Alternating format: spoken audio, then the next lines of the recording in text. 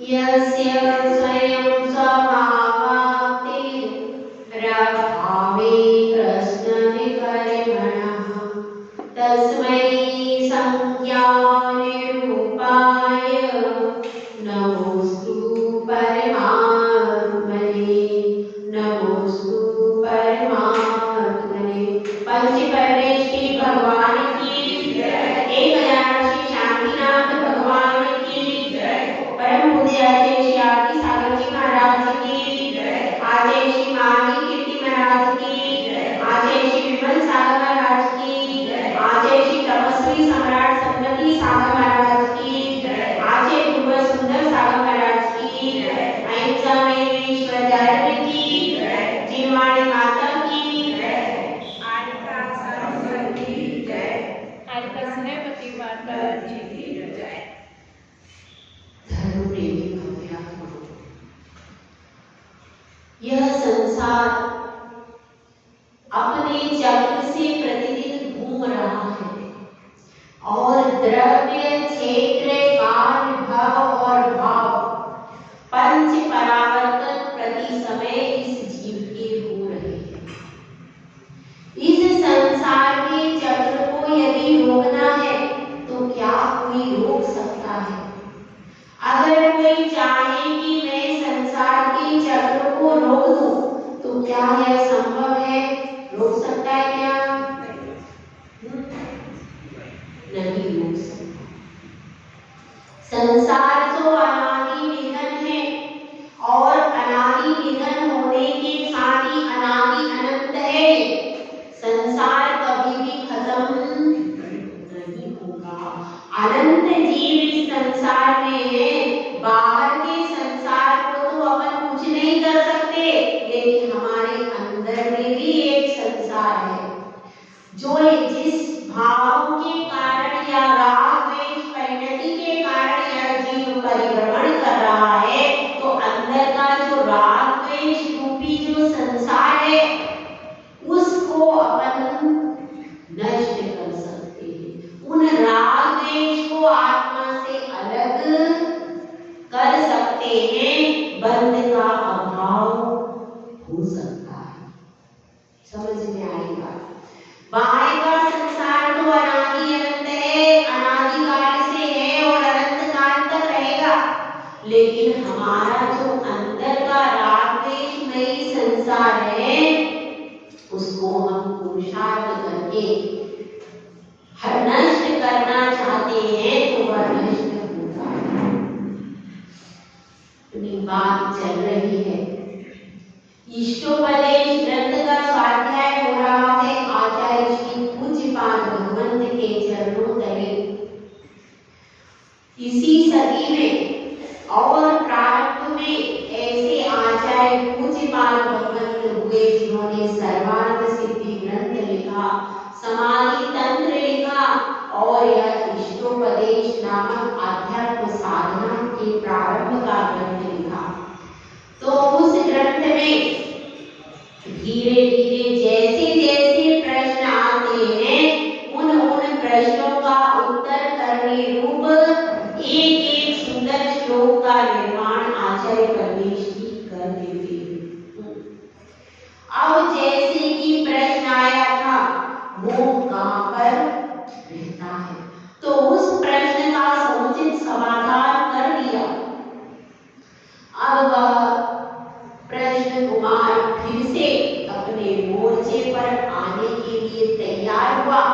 कमरे से निकल गया और सोच रहा है कि अब द्वार पर कोई नहीं मिले तो बढ़िया है, क्योंकि मेरा मूड अपसेट हो जाता है और जैसे ही मैं प्रवचन कक्ष के द्वार पर आता हूँ कोई ना कोई रिश्तेदार, नातेदार, संबंधी कोई ना कोई मिल ही जाता है।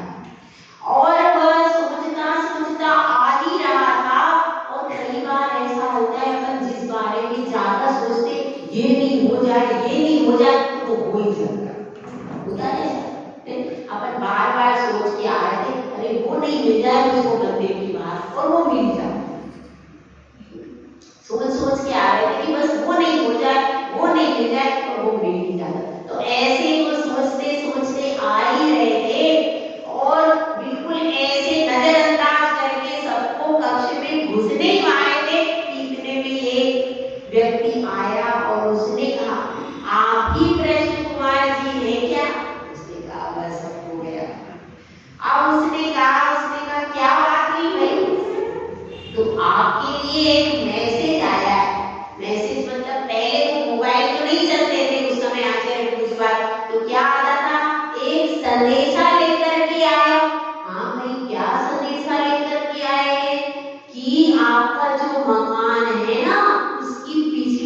दीवार गिर गई,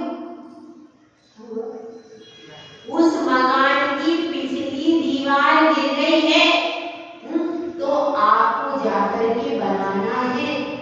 बेटा कह रहा है बाबूजी आएंगे तभी बनाऊंगा, तो अब आपको जल्दी जल्दी जाना चाहिए। अब उसका उनका तो क्योंकि अपने मकान की तो एक कील भी इधर से उधर हो जाए तो भैया व्यक्ति पूरा इधर से उधर हो जाता है। अगर मंदिर की हो जाए तो कोई बात नहीं, मंदिर में कहाँ कौन सा सामान पड़ा है, कहाँ झूले लग रही, कहाँ क्या हो रहा है, हमें क्या मतलब। महाराज जहाँ पर ठहरे वहां पर कुछ भी होता है हमें क्या, लेकिन अपने घर में जरा सी भी धूल दिख जाए तो पारा कौन से आसमान पर होता है। अपना घर एकदम टिप टॉप होना चाहिए, बाकी दुनिया में कुछ हो या ना हो। तो इतनी बड़ी दीवार गिर गई, ये तो बहुत बड़ी घटना हो गई। अब वो दीवार तो कहाँ गिरी थी, कृष्ण कुमार के घर में, वो कोई अंदर नहीं गिरी, लेकिन दीवार इधर गिरी और उसकी आत्मा में जितना कॉन्फिडेंस था वो सारा लॉकडाउन हो गया, वह सारा डाउन हो गया। अब वह सोच रहा है अरे दीवार गिर गई अब क्या होगा, और मन में सोच रहा है, फिर भी सोच रहा है भैया अब ये मैं पता नहीं क्या है कि जैसे ही दरवाजे पे आता हूँ कुछ ना कुछ कोई ऐसा सुनाई देता है, बड़ा परेशान हूँ, लेकिन अब क्या करूँ, अब मुझको समझना पड़ेगा। तो थोड़ा सा अंदर आकर के धीरे से समझता है, क्योंकि कक्ष भी बड़ा है जिसमें इतने सारे महाराज बैठे, माता जी बैठी है, चुल्लक चुल्लिका बैठे और पीछे बहुत सारे श्रावक, तो कक्ष भी बड़ा। तो वह कोने में सबकी नजरों से छूटता हुआ बचता हुआ फिर एकदम से शेर की भांति एकदम से तन करके अंदर आ गया, और अंदर आकर के अपनी रिजर्व सीट पर नमोस्तु करके बैठ गया। बैठते ही सबकी आंखें की पुतलियां उधर ही खिंच गई जहां कृष्ण कुमार बैठा था, और कृष्ण कुमार भी नमोस्तु गुरुदेव जोर से बोला, उसने जोर से नमोस्तु गुरुदेव कहता हुआ कहने लगा कि गुरुदेव आप महान ज्ञानी है, मेरी छोटी सी शंका का और समाधान कर दीजिए, मेरे प्रश्न का और समाधान कर दीजिए। तो गुरुदेव कहते हैं कि कहो, तुम्हारे प्रश्नों के समाधान से न जाने कितने जीवों की जिज्ञासाओं का समाधान हो रहा है, और ये सारे जीव अति प्रसन्न हो रहे हैं, इनके मन में व्रत और चारित्र धारण करने के भाव उमड़ रहे हैं, इसलिए तुम भी प्रश्न कर दो। तो वह कृष्ण कुमार अपने प्रश्न को रखता है कि गुरुदेव आपने कहा है कि यह घर है, संसार है, पत्नी है, पुत्र है, तो ये बताइए ये सब एक साथ एक घर में क्यों आए? यही पत्नी मेरे साथ में क्यों विवाही, यही माता मेरी क्यों हुई, यही बेटी मेरी क्यों बनी? यह बताइए ये सब एक साथ मेरे घर में क्यों आए, इसका कारण बताइए। अब वह सोच रहा था गुरुदेव नहीं बता पाएंगे, क्योंकि गुरुदेव को अवधियां तो नहीं। अब वो ये सोच रहा था कि पूर्व भाव का अवधि ज्ञान गुरुदेव को नहीं, तो कैसे बताएंगे यही तुम्हारी पत्नी क्यों बनी, यही बेटी क्यों बनी, ये सब कैसे बताएंगे? तो इसलिए वह सोच रहा था कि आज तो मैं जाऊंगा और कल से दीवार बननी शुरू हो जाए। तो अब उसने उत्तर दिया। अब वह सोच रहा है कि गुरुदेव निश्चित तौर पे ये बता नहीं पाएंगे, गुरुदेव हारे कि मैं गया। अब देखिए तो गुरुदेव भी परम ज्ञानी है, वो ऐसा उत्तर देंगे कि कृष्ण कुमार के पास दूसरा प्रश्न नहीं ठहरेगा। देखिए गुरुदेव उत्तर दिए, दिव्य देश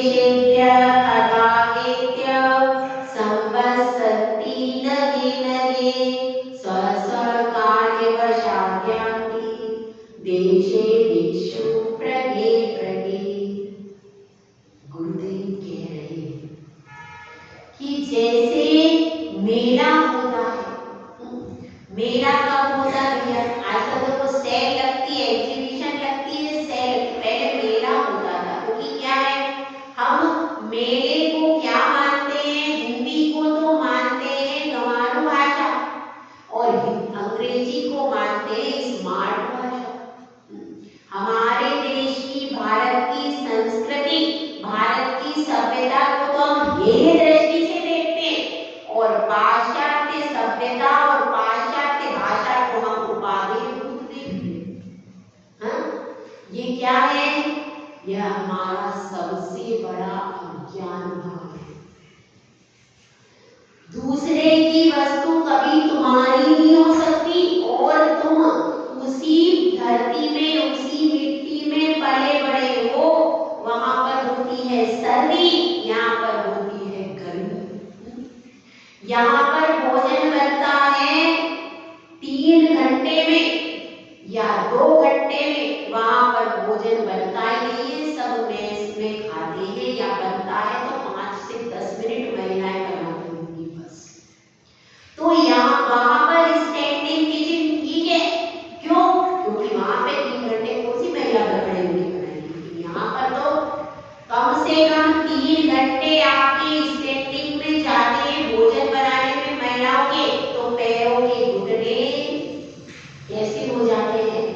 उनके ऑपरेशन हो जाते हैं। तो हम जब नकल करते हैं तो अकल को बेच देते हैं। इसलिए वहां की संस्कृति, वहां की सभ्यता, वहां की चीजें वहां के हिसाब से सही हो सकती है। यहाँ की जो संस्कृति सभ्यता जो हमारे आचार्यों ने बताई है, जो हमारे पूर्वजों ने रखी है, वो यहाँ के हिसाब से सही है। तो हमने क्या किया? उधर का इधर कर दिया, और इधर का उधर करना कभी भी सही काम नहीं होता है। न सोचा न समझा, और उधर का इधर कर दिया। तो इसलिए क्या हो गया? इसीलिए हम खुद ही इधर से उधर हो गए। हम न इधर रह पा रहे हैं, न उधर रह पा रहे हैं, और अस्त व्यस्त हो गए। तो इसलिए ध्यान रखना, जहाँ की जो सभ्यता है, जहाँ की जो संस्कृति है, वह पूर्वजों ने वहीं के आधार पर गढ़ी है। उसका यहाँ पर यहीं पर विज्ञान है, यहीं पर सेटिंग है। यहाँ की संस्कृति का उधर सेटिंग नहीं बैठेगा। यहाँ पर शील का कॉन्सेप्ट है, वहां पर है ही नहीं।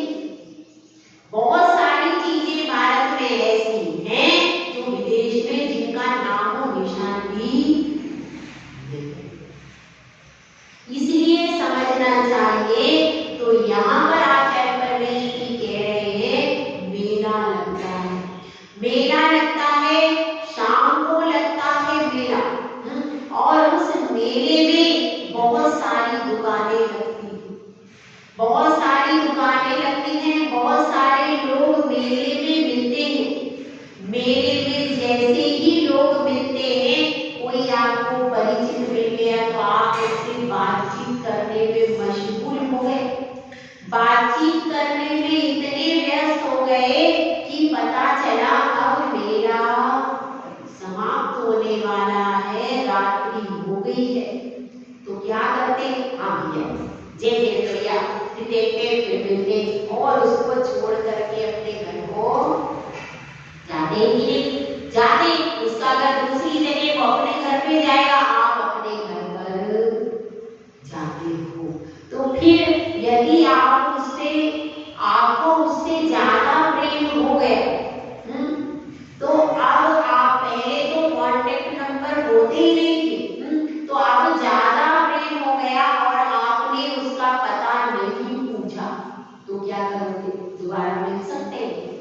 नहीं मिल सकते। या फिर उसने पता बताया नहीं, अपन तो बातों बातों में हंसते खेलते रहे, और उसने भी अपना एड्रेस बताना भूल गया, हमने भी अपना एड्रेस बताना भूल गए। अब क्या होगा? क्या दोबारा मिलने के कोई चांस है? कहते हैं दुनिया गोल है तो दोबारा मिल सकते, पर वो मिलेंगे कैसे सडनली अकस्मात मिलेंगे, किसी प्रकार से प्लानिंग से तो अब मिलना संभव नहीं। तो उसको धीरे धीरे हम भूलते हैं कि नहीं, भूल जाते हैं धीरे धीरे। ठीक है भैया, कोई मिला होगा, कहीं मिला होगा, और कभी वो दोबारा टकरा जाता है कहीं पर क्षेत्र पर कहीं, तो हाँ भाई आप हो सकता है दोबारा हम उससे एड्रेस ले ले, फोन नंबर ले ले या कोई कॉन्टेक्ट बना ले, लेकिन यह सब कॉन्टेक्ट भी कब तक रहता है, जब तक हमारी ये पर्याय अगली पर्याय में दोबारा वह नया होगा और हम भी नए होंगे। यह क्रम चलता रहता है कि नहीं, चलता रहता है। 12 भागों में आता है, जो मेले में पंथी जन में नेह फिरे करते, जो तरुवर पर रैन बसेरा पंछियां करते।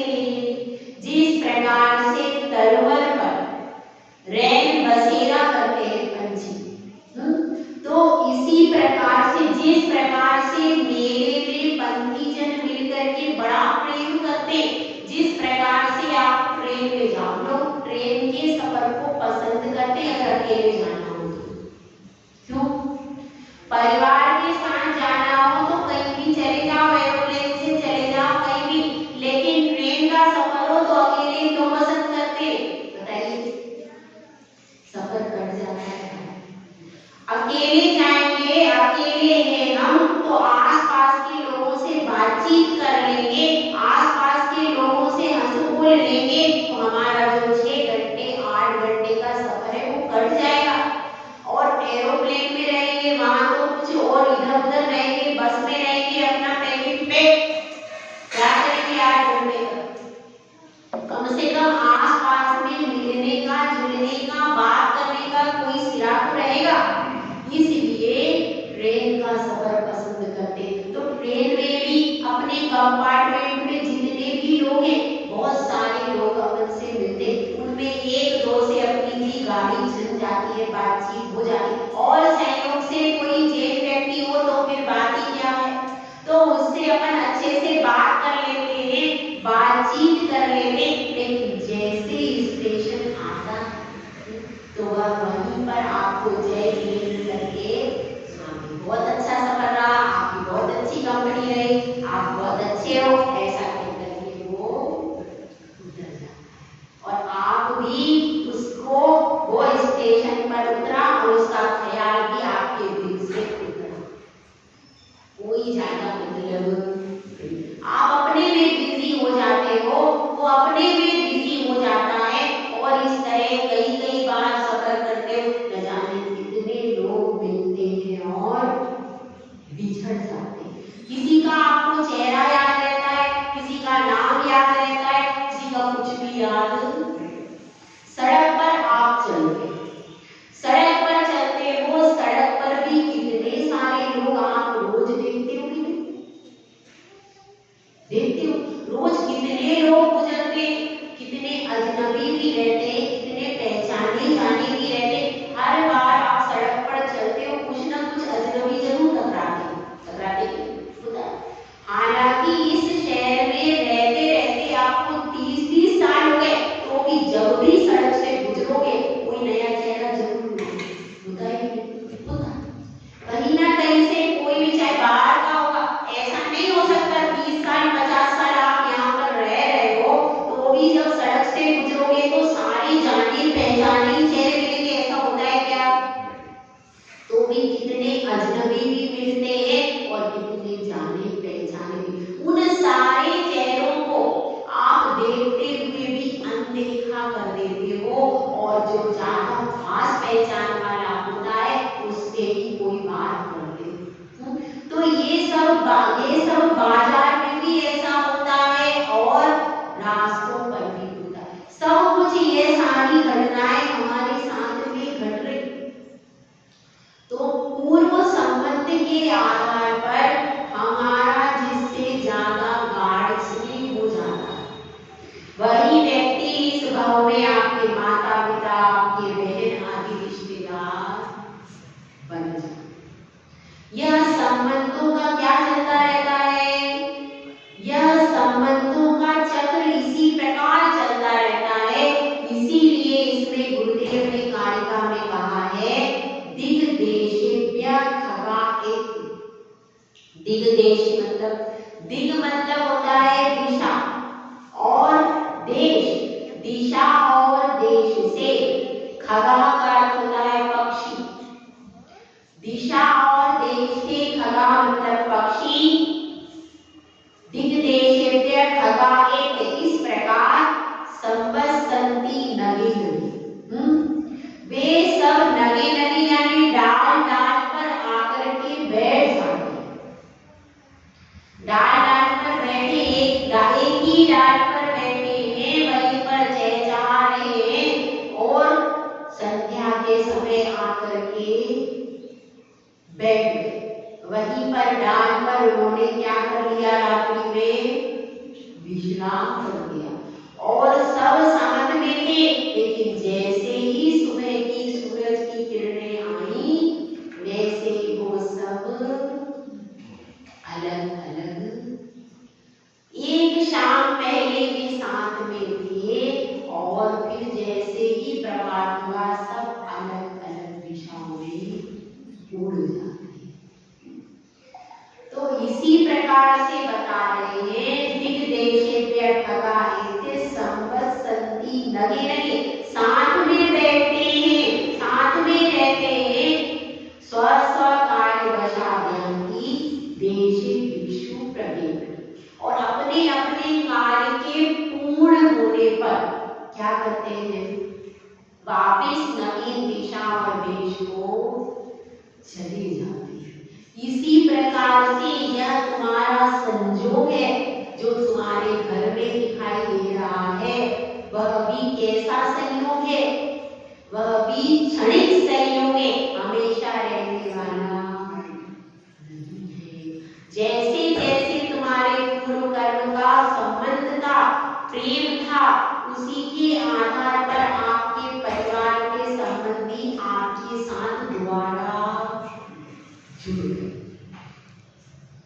और जैसे ही आपका यहाँ से अवसान हो जाएगा, आयु का अवसान होगा, वे सब यहाँ से उड़ जाएंगे और एक साथ भी उड़ सकते हैं और अलग अलग भी उड़ सकते हैं। एक साथ कैसे? अरे भाई किसी का एक्सीडेंट हो जाता है तो पूरा का पूरा परिवार भी चला जाता है, तो आश्चर्य की बात नहीं। एक्सीडेंट आदि हो जाता है अथवा कोई ऐसा भी हो सकता है, आयु भी सेम होती है, तो उस अवस्था में भी पिता और पुत्र भी कई बार एक साथ चले जाते हैं। ऐसी भी घटनाएं होती हैं। तो ऐसी भी घटनाएं घटती हैं, तो उन सब घटनाओं में भी क्या आवश्यक है कि वह सब एक साथ बैठे थे और एक साथ भी जा सकते हैं, अलग अलग भी जा सकते। अलग अलग जाने का तो आप सब हिसाब किताब जानते हैं, अलग अलग जाने का हिसाब किताब जानते ही हो।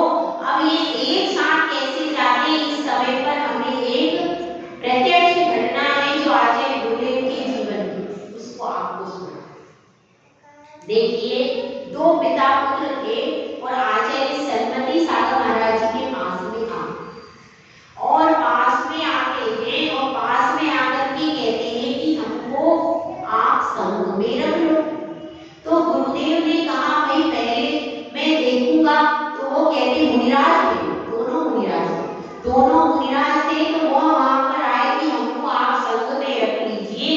तो गुरुदेव ने कहा ठीक है रह जाओ, वे दोनों संग में रह गए। और फिर उसके एक दो दिन के बाद वे कहते हैं कि हम समाधि लेना चाहते हैं। तो वो एक मुनिराज के स्वस्थ बेटा होगा, उस बेटे ने कहा शरीर एकदम हट्टा कट्टा एकदम स्वस्थ। तो महाराज कहते हैं कि भैया अभी रुको, अभी आप स्वस्थ हो और अभी समाधि मत लो। नहीं मुझे तो समाधि लेनी है, आप मुझे समाधि दो। तो गुरुदेव ने कहा ठीक है, एक दिन के लिए आपको त्याग करा देंगे, क्योंकि शरीर देख करके, बल देख करके उनको लग ही रहा है भैया इतनी कहाँ समाधि होगी। तो इसलिए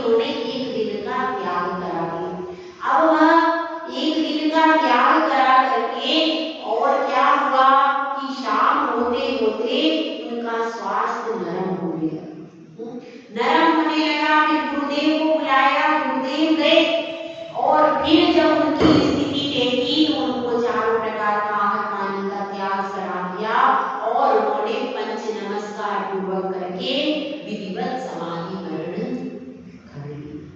विधिवत समाधि मरण कर लिया। और फिर जो दूसरे पिताजी थे उनको सूचना दी गई कि उनकी समाधि हो गई।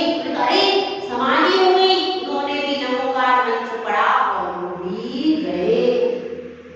ऐसी घटना, ये सत्य घटना है आचार्य गोरखनाथ महाराज जी के संग में। तो ऐसी भी घटनाएं घटती, हालांकि दोनों ने विधिवत समाधि मरण किया। तो ऐसी मुनिराज के समय में भी ऐसी घटनाएं घट जाती हैं कि एक ही समय में दो डोले चले, पिता का भी और किसी को पता भी नहीं था।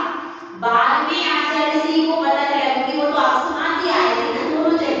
तो बाद में किसी ने बताया आचार्य श्री को कि आचार्य श्री ये दोनों पिता और पुत्र थे, पता ही नहीं चला। इतने साइलेंट, इतने निष्प्रय। और जब उसकी पुत्र की समाधि हुई तो पिता ने रोया नहीं, क्योंकि वे तो मुनिराज थे और समाधि के समय पर वहां पर थे भी नहीं वे, ताकि वो उत्पत्ति हो जाए। तो ये बाद में पता चलता है कि वे पिता पुत्र थे। फिर आचार्य श्री को पता चलता है, फिर बाद में उन्होंने बताया लोगों को कि इस तरह की घटना। तो ऐसी घटना होती रहती है, कई बार साथ में भी हो जाता है और कई बार अलग अलग। ऐसी ही भोपाल की घटना है कि भोपाल की घटना एक बहुत धार्मिक लड़की थी, बहुत उपवास भी करती थी, 10 उपवास भी उसने किए।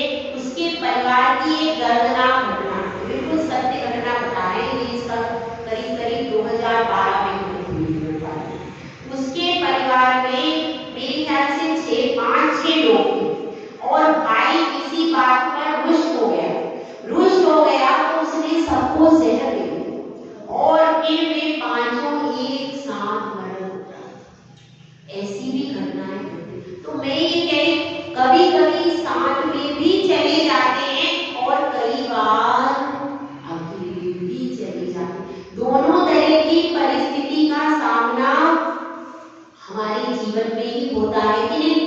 होता है, पर फिर भी हम ये नहीं समझ पाते कि नेह के इस बंधन को तोड़ दें। ये सब घटनाएं किस चीज के लिए है कि भाई जो तुम्हारा अति गाढ़ बंधन है नेह का, उसको तोड़ दो, क्योंकि जाना तो है। अगर हम आए हैं इस संसार में तो जाना भी है। इसीलिए कहते हैं भजन, आया कहाँ से कहाँ है जाना, ढूंढ ले ठिकाना चेतन, ढूंढ ले ठिकाना, ढूंढ ले ठिकाना चेतन, ढूंढ ले ठिकाना। सबको तो जाना मुझको न जाना, सबको तो जाना मुझको न जाना, ढूंढ ले ठिकाना चेतन, ढूंढ ले ठिकाना।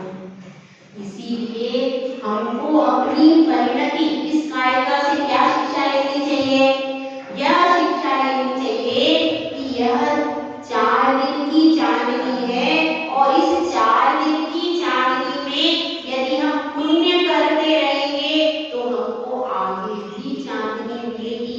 ये केवल अपने साथ संयोग मात्र है। इनके संयोग में और इनके वियोग में हमको आकुल व्याकुल परिणाम नहीं करना चाहिए और अपनी आत्मा के स्वरूप को समझना चाहिए। जाए अकेला हंस संग में कोई ना परमाए। इस सत्य को समझ करके अपने आत्मा की परिणति में रमण करना चाहिए। जय भगवान, जय सुंदर महाराज की जय।